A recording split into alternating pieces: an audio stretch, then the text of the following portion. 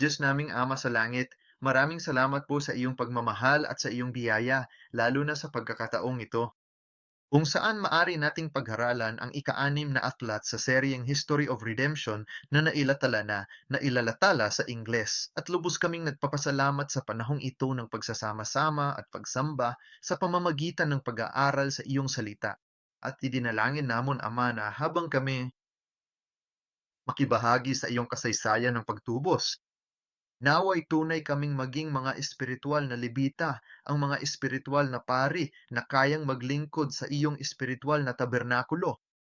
May pahayag nawa namin ang iyong salita. Naway makapaglingkod kami sa iyo at makapaglingkod sa simbahan upang matanggap mo ang lahat sa kaluwalhatian. Maraming salamat po sa panahong ito na ipinagkaloob ninyo sa amin. Pagpalain nawa kami sa pakikisama sa imo at sa isa't isa, at ito ay aming dalangin sa pangalan ni Hesus Kristo. Amen.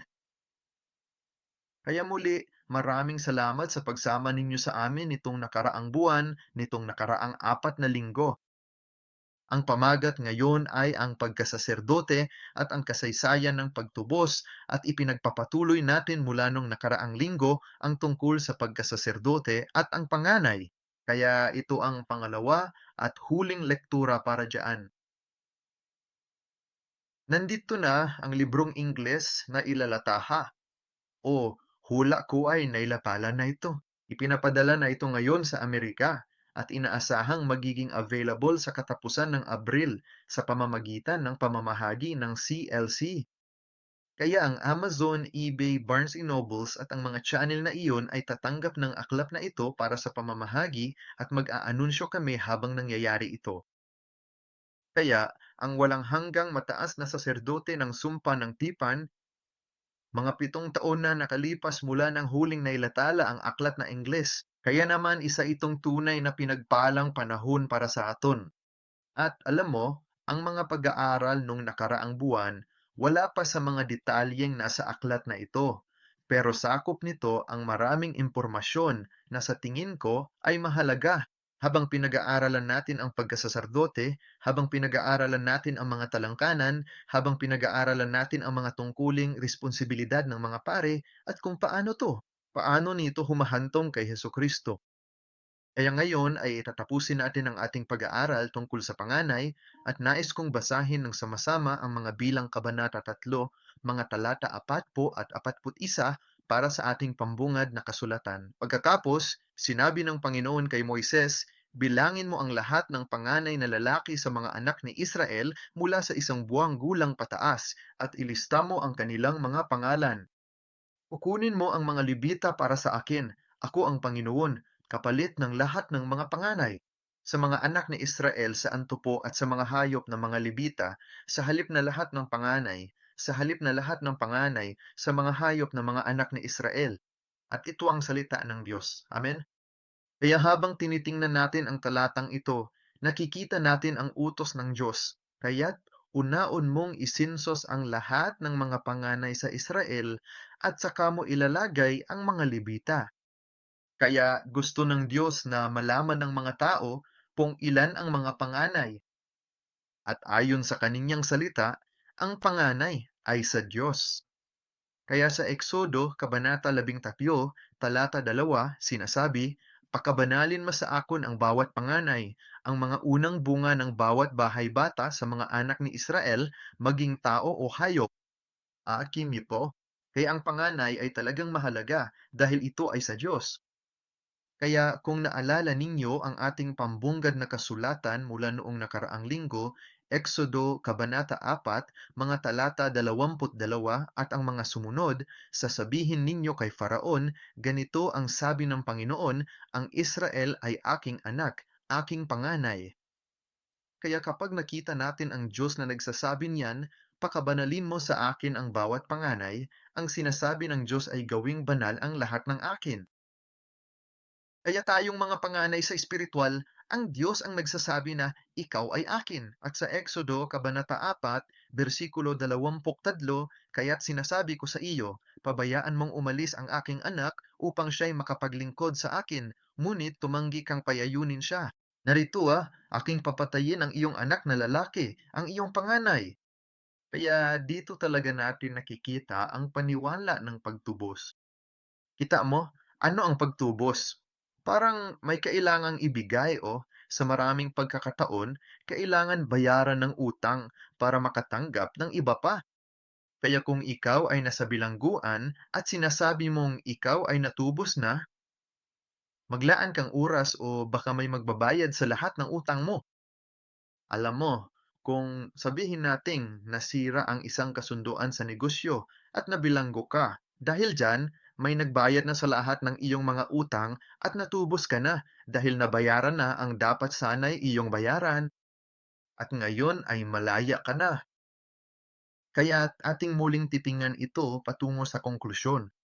Ngunit upang mapalaya ang panganay ng Diyos na siyang panganay ni Paraon, ang panganay sa buong Ehipto ay kinuha at balikan naton ang ating pambunggad na banal na kasulatan.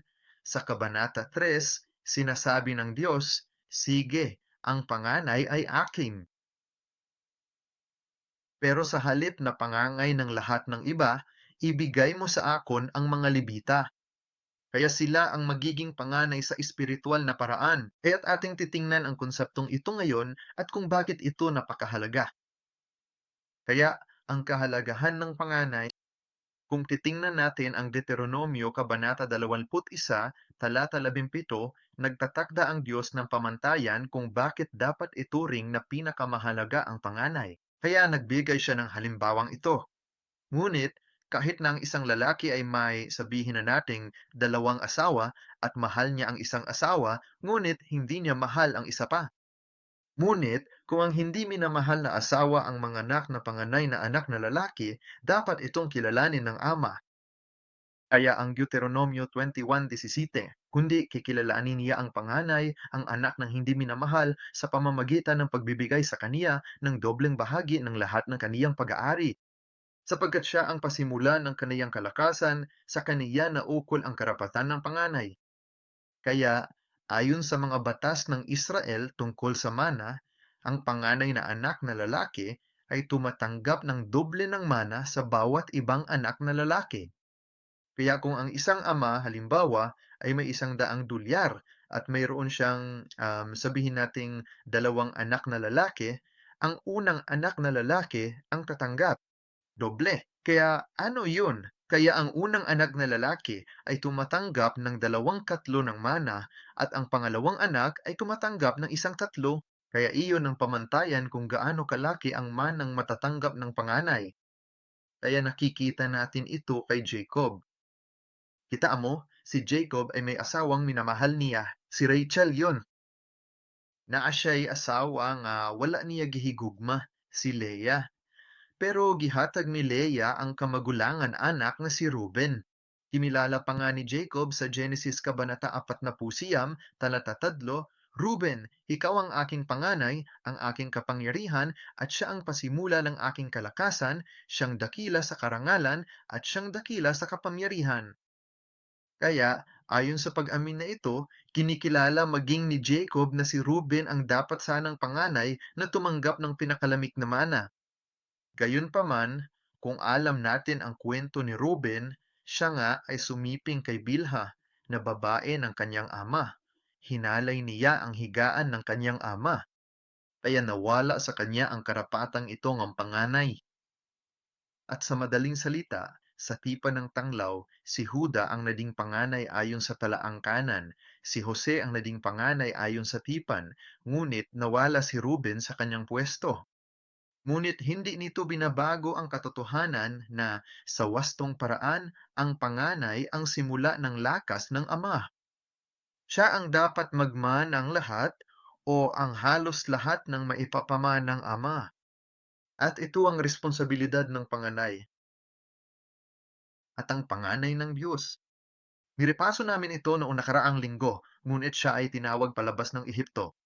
Eksodo Kabanata 4, talata 23, payagan mong umalis ang anak ko upang siya'y makapaglingkod sa akon. Tingnan mo, ang anak, ito ang panganay na anak, pabayaan mo siyang umalis upang makapaglingkod siya sa akin. Kaya't Oseas 11:1, noong bata pa ang Israel, minahal ko siya, at mula sa Ehipto, tinawag ko ang aking anak. At nakita rin natin noong nakaraang linggo sa Mateo 2, versikulo 14 at 15, kung paano natupad ang propesyang ito mula kay Osias nang tumakas si Jesus mula sa pag-uusig ni Herodes at tinawag siya ng Diyos pabalik. Mula sa Ehipto tinawagan ko ang aking anak. Dahil pinagbantaan ni Jesus si Herodes. Dahil ang tatlong pantas ay dumating upang magsabi, naparito kami upang sumamba sa hari at nais ni Herodes na alisin ang anumang posibleng banta. Kaya pinatay niya ang lahat ng sanggol na may edad na 2 taon pababa. At isinama ni Jose sina Jesus at Maria at sila ay tumakas patungong Ehipto. Ngunit pagkatapos, pagkamatay ni Herodes, sila ay ibinalik. Kaya ito ang katuparan ng propesiya na sinabi ni Oseas. At ito ang panganay na anak ng Diyos na tinawag mula sa Ehipto. Ngunit bakit siya tinawag palabas ng Ehipto? Ehipto, upang ang anak ay makapaglingkod sa ama. Kaya kailangan nating tingnan ang salitang ito na maglingkod sa Exodo 4:4-23. Payagan mong umalis ang anak ko upang siya makapaglingkod sa akin. At sa Hebreyo, ito ay abad. At dapat itong maging isang pamilyar na salita. Sana natin nakita ang salitang abad na ito dati. Kaya kung ating aalalahanin ang Genesis Kabanata 2, talata 15, kinuha ng Panginoong Diyos ang tao at inilagay sa halamanan ng Eden upang ito'y linangin at ingatan. Kaya rito, nang ang taong si Aden ay inilagay sa hardin ng Eden upang maglingkod sa Diyos, sinasabi sa Genesis 2:15, ito ay upang linangin ang isang katawan at pangalagaan ng hardin. Kaya ang gawaing ito ng paglilingkod ay isang gawaing pagsamba. Si Adan ang modelo ng saserdote sa Eden. Ngunit gaya ng alam natin, nabigo siya sa tungkuling iyon.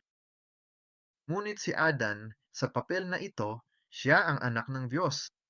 Tingnan ang Exodo 4:20. Payagan mong umalis ang aking anak upang siya'y makapaglingkod sa akin. Kung titingnan mo ang ating ikatong talata sa screen, Lucas Kabanata 3, talata 38, ito ang talaang kanan ni Jesus. Kaya ito ay nagmumula kay Jesus na umakyat patungo sa Diyos. At saka mayroon tayong anak ni Enos, na anak ni Seth, na anak ni Adan. At si Adan ay tinawag na ang anak ng Diyos. Kaya sinasabi sa Exodo 4, pabayaan mong umalis ang aking anak upang siya'y manatili. Paglingkuran mo ko. Si Adan, nang siya ay ilagay sa hardin ng Eden, ay inutusan siya ng Diyos na manatili, magsaka, maglingkod sa hardin. Si Adan ay anak ng Diyos, ngunit alam natin na si Adan ay nahulog dahil sa kasalanan. At sa 1 Corinto, Kabanata 15:45, ano ang sinasabi nito? Nasusulat, ang unang tao, si Adan, ay naging kaluluwang buhay. Ngunit ang huling Adan, alam natin na ito ay tumutukoy kay Kristo. Tama ba? Ang huling Adan ay naging espiritong nagbibigay buhay. Ano kaya? Hindi natupad ng unang Adan dahil sa pagbagsak. Si Kristo, ang anak ng Diyos na tinatawag na huling Adan, ginawa nga niya at kaya nga siya'y kinikilala bilang isang espiritong nagbibigay buhay. Alam mo, hindi sapat na tumanggap lamang tayo, kundi kailangan din nating ibigay kini. At paano natin gagawin iyon? Titingnan na ito patungo sa konklusyon, ngunit upang magbigay ng paunang sulyap, ito ay sa pamamagitan ng salita. At kapag tayo ay naglilingkod, dapat tayong maglingkod ayon sa salita. At ito ang papel. Ikaw ang anak ng Diyos. Kaya si Kristo ay anak ng Diyos. Ngunit tayo rin ay mga anak ng Diyos. Sa espiritual na aspeto, tayo ang panganay na kapisanan ng Diyos. Kaya dapat natin siyang paglingkuran. Dapat nating linangin ang espiritual na Eden. At tatalakayin natin ito mamaya. Ito ay paglilingkod sa tabernakulo, kapwa ang makasaysayang tabernakulo at gayon din ang espiritual na tabernakulo. At ang tungkulin ng mga Levita ay maglingkod sa pare, at ang tungkulin ng pare ay maglingkod sa tabernakulo, mamagitan para sa bayan ng Diyos.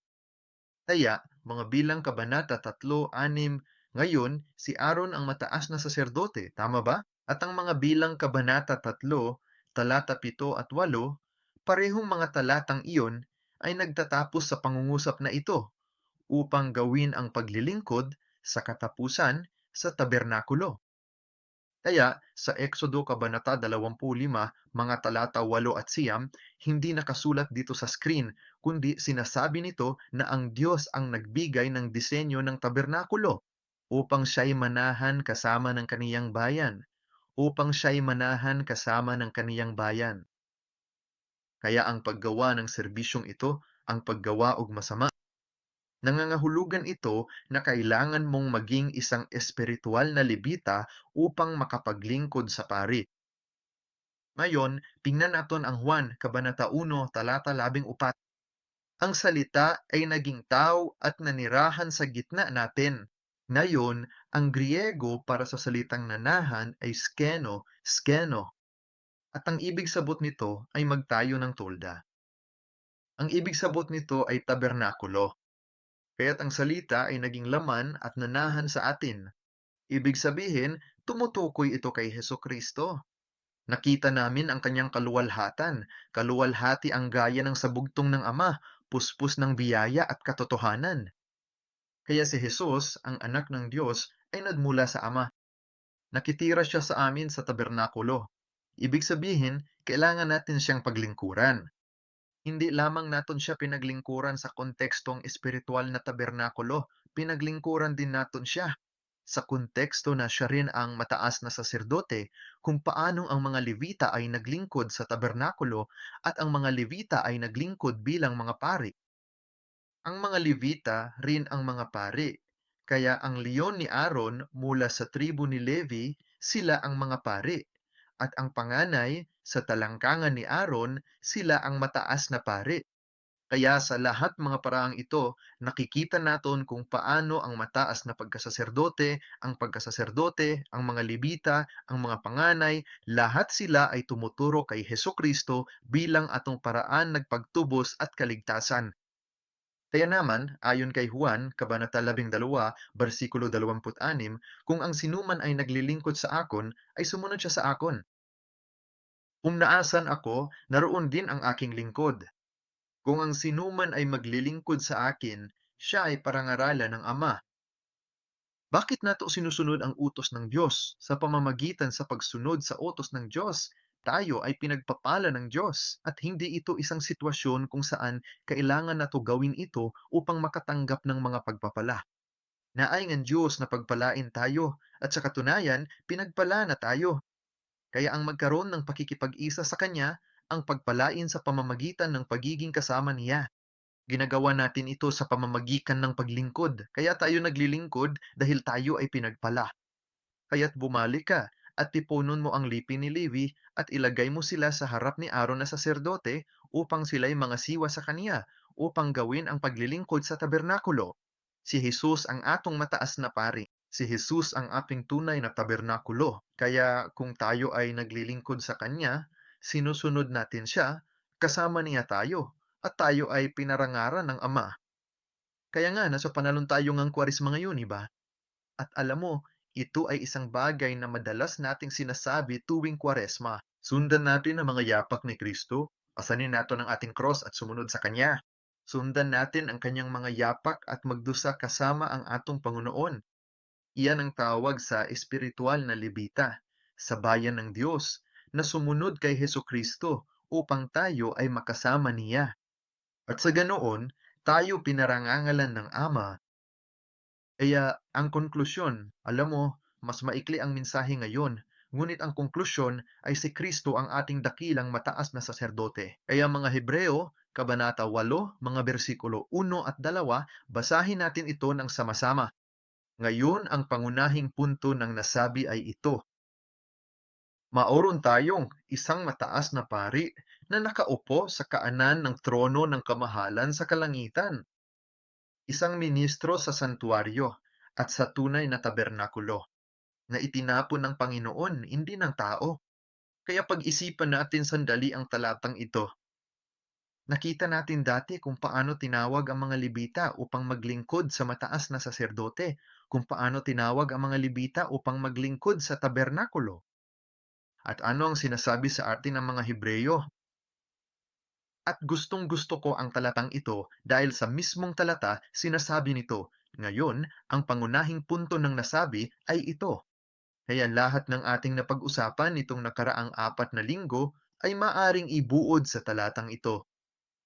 Mayroon tayong isang mataas na saserdote at iyon ay si Hesukristo. Siya ay nakaupo sa kanan ng Diyos, ang trono ng kamahalan sa kalangitan. At siya ang ministro sa santuaryo, na siyang tunoy na tabernakulo na itinayo ng Panginoon, hindi ng tao. Kaya meron tayong espiritual at tunay na tabernakulo kung saan tayo dapat maglingkod. Mayroon tayong espiritual na katangayan, mataas na saserdote na si Hesukristo na dapat nating paglingkuran. Nangangahulugan ito na tayo ang mga espiritual na pari at levita na naglilingkod sa espiritual na mataas na pari sa espiritual na tabernakulo. Kaya 1 Pedro 2 talata 9, ngunit kayo isang lahing hirang, isang maharlikang pagkasaserdote, isang bansang banal, isang bayang pag-aari ng Diyos, upang inyong ipahayag ang kaniyang mga tahangahangang gawa. Naara siyang tumawag sa inyo mula sa kadiliman patungo sa kaniyang kagilagilas na liwanag. Kaya ato ng pagkasaserdote, isang maharlikang pagkasaserdote. At ano ang sinasabi nito? Tayo ay sariling pag-aari ng Diyos. Ano ang sinabi ng Diyos nang tawagin niya ang kanyang bayan mula sa Israel? Ating ka? Ano ang sinabi ng Diyos kay Paraon noong palalayain na ng Diyos ang kanyang bayan? Pabayaan mo na ang anak ko, ang panganay kong anak na lalaki. Akin siya at maglingkod siya sa akin. Hayaan mo na. At ganun tayo kamahal ng Diyos. Kaya kung tayo ang espiritual na panganay, gaano kahanga-hanga na sa harap ng kadiliman at kamatayan, ang Diyos na siyang kahangahangang liwanag ay nagsabi, "Palayayan ang aking anak, siya ang panganay ko. Wala ka ng kapangyarihan sa kanya, akin siya, siya ang magsisilbi sa makon." At iyan ang Diyos na tumatawag sa atin. Iyan ang Diyos na tumatawag sa aton na Kanya. Anak na lalaki, ang kaniyang panganay na anak na lalaki, at pinatawag namin siyang Ama. Kaya para sa atin na maging mga Levita, para sa atin na maging mga pare, ipinapakita nito kung gaano tayo kamahal ng Diyos. Wala kaming ginawa para makuha ito. Wala kaming ginawa para maging karapat-dapat sa posisyong ito. Ngunit dahil sa katotohanang nilikha ang Diyos, sabi niya, "Ikaw ang akong panganay. Akin ka. Maglilingkod ka sa akin." Pero kung titingnan natin, ang unang Adan, ang Adan sa paglikha, nilikha ng Diyos ang buong sansinukob at inilagay niya si Adan sa pamamahala nito dahil anak niya si Adan. Siya ang tagapagdala ng kaniyang larawan at siya ang may pananagutan sa mga nilikha ng Diyos. At inilagay ng Diyos si Adan sa lugar na iyon dahil sa dakilang pagmamahal ng Diyos kay Adan. At iyan ang posisyon ng pagkasaserdote. At iyan ang dahilan kung bakit tayo bilang mga espiritual na libita, ang espiritual na panganay na kapulungan ay tinawag na gawin kay Hesukristo. Kaya ang mga libita ug ang mga pangangay, mga bilang, Kabanata 3, talata 45. Kunin mo ang mga lebita, kapalit ng lahat ng panganay sa mga anak ni Israel, at ang mga hayop ng mga bibay, at ang mga libita ay magiging akin. Ako ang Panginoon. Nakita mo, kanina nakita natin kung paano ang panganay. Hindi mahalaga kung ikaw ay Libita, hindi mahalaga kung ikaw ay Juda, kung ikaw ay mula sa Benjamin, kung ikaw ay mula sa Simeon, anumang tribo iyon. Kung ikaw ang panganay, ikaw ay sa Diyos. Gayon din sa mga hayop, lahat ng baka, ang panganay sa mga baka, iyon ay sa Diyos. Ngayon, may isip mo ba, halimbawa, kung lahat ng tao sa Korea, bawat pamilya, ang kanilang panganay na anak na lalaki ay kailangan nilang ipadala sa hukbo at ang kanilang trabaho ay ang manatili sa hukbo magpakailanman. Malaking pasanin niyan para sa sinumang panganay, hindi ba? Ngunit, sabi ng Diyos, sa halip na lahat ng panganay sa mga anak ni Israel na itatag na natin na ang panganay ay sa Diyos. Ngunit sa halip na ang panganay saan man sila naroon, saan man sila nanggaling, at sa halip na ang panganay ng alin man sa mga baka, saan man sila nanggaling, ang mga Levita ang kanilang kukunin. Kaya nakikita natin ang isa pang antas ng pagtubos na nagagana dito. Ang mga Levita ay tinubos para sa Diyos upang maglingkod bilang kanyang panganay na kapulungan para sa buong bayan ng Israel, para sa lahat ng iba pang panganay. Ang tungkuling ito at talagang ang karangalang ito ay napunta sa ang mga Levita. At kaya nga, para sa atin bilang mga espiritual na Levita, tayo ay lobos na pinagpala. At hindi lamang tayo mga Levita, tayo rin ang maharlikang pagkasaserdote at naglilingkod tayo sa tunay na mataas na saserdote. Kaya, alis na ako pagtatapos ko sa sipi na ito mula kay Abraham Park. Ang may akda ng The Eternal High Priest of the Covenantal Oath at sa pahina 125, maaron siyang siping ito. Kaya, ang tribo ni Levi ay maging isang kapulungan ng mga panganay upang palitan ang mga panganay na anak na lalaki ng Israel. At ito ang mahalagang punto. Sa madaling salita, sila ay lubos na inialay para sa gawain ng pagtubos sa buong Israel. Isipin mo ito, ang buong tribong ito ay lubos na inialay upang tubusin ang lahat ng bayan ng Diyos. At ito ay tinalakay sa Aklat 6, ang walang hanggang mataas na saserdote ng sumpa ng tipan. Ito ang pinagmulan ng pagkasaserdote. Kaya ang tribo ni Levi ay kahanga-hanga sa ganang sarili nito. Sa lipi ni Levi, ang mga inapo ni si Aaron ang mga pari, at sa mga pari, ang panganay na lahi ay ang mataas na saserdote. Kaya gaano kahanga-hanga ang kaayusang ito ng kasaysayan ng pagtubos ng Diyos? At ang pangwakas na konklusyon, si Kristo ang tunay na panganay. Siyempre, siya ang tunay na mataas na pari at tayo ay kanya. Ayan na tayo. Kaya sa Kolosas Kabanata 1, versikulo 18, ang huling kalahati na tumutukoy kay Kristo, sinasabi nito, siya ang pasimula, ang panganay mula sa mga patay, ipang siya mismo ay magkaroon ng pangunahing lugar sa lahat ng bagay. Busa, ang pagkapanganay nagpasabot nga nabanhaw ka, pagkanindot ni ini. Sa unang Korinto 14:20 og tan-aw nato ang 23. Ngunit ngayon, si Kristo ay muling binuhay mula sa mga patay, ang unang bunga ng mga natutulog. Kaya siyempre si Kristo ang pangangay ng muling pagkabuhay. Ngunit sa talata 23, ngunit ang bawat isa ay ayon sa kanyang sariling pagkakasunod-sunod, si Kristo ang unang bunga, pagkatapos ay ang mga kay Kristo sa kanyang pagparito.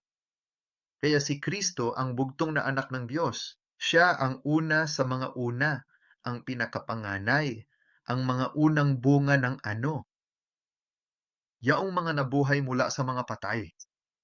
At saka, almo na kay Kristo. Kaning sila, kaya ganoon talaga tayo mapumasok sa kapulungan ng mga panganay.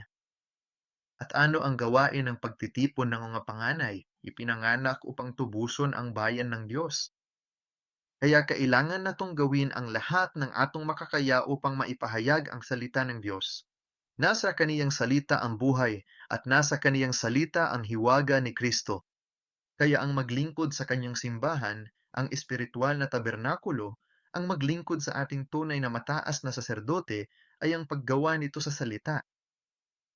Kaya dito tayo magtatapos. Ito ang aking pag-asa at panalangin na hindi lamang sa ika-6 na aklat ng kasaysayan ng pagtubos tungkol sa pagkasaserdote at hindi lamang sa kasaysayan ng pagtubos na nailathala na hanggang ngayon, kundi sa lahat ng kasaysayan ng pagtubos ng Diyos mula sa simula ng paglikha hanggang ngayon hanggang sa bagong paglikha, ang akin pag-asa at panalangin na tayong lahat ay maging bahagi ng kapulungang iyon ng mga panganay, na tayong lahat ay maangarong maging mga espiritual na libita, na tayong lahat ay maangarong maging mga espiritual na pari na naglingkod sa ating tunay na mataas na saserdote, na naglingkod sa tunay na tabernakulo upang ating sambahin ang ating Diyos.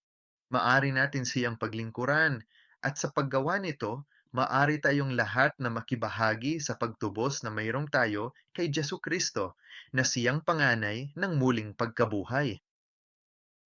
Naway maranasan natin ang buhay na walang hanggan at naway pagpalain din tayo na maranasan ito sa pamamagitan ng pagbabagong anyo. Amen. Kaya't magtapos tayo sa panalangin at sa panalangin ng Panginoon. Ama namin, maraming salamat po sa iyong pagmamahal at biyaya. Nagpapasalamat kami sa iya na tinawag mo kami upang maging tunay mong pag-aari. Tinawag mo kami upang mapabilang sa kapulungan ng mga panganay bilang iyong mga espiritual na libita na maglilingkod sa espiritual na tabernakulo. Itinalaga mo kami upang maging iyong bayang hinirang, isang maharlikang pagkasaserdote. At dalangin namin na makapaglingkod kami sa iyo upang kami ay makabahagi sa buhay na walang hanggan. Naway ang pagpapalang ito, Amang Diyos, ay maipahayag nawa ang ibanghelyong ito sa lahat ng tao sa buong mundo, upang ang mga hangganan ng kasaysayan ng pagtubos ay lumawag upang masaklaw ang lahat ng iyong nilikha, at upang kami, Amang Diyos, ay magkaroon ng pakikiisa sa iyo upang manahan kasama mo. Sa tunay na tabernakulo na siyang langit, lubos kaming nagpapasalamat, nanalangin kami sa pangalan ni Jesus. Amen.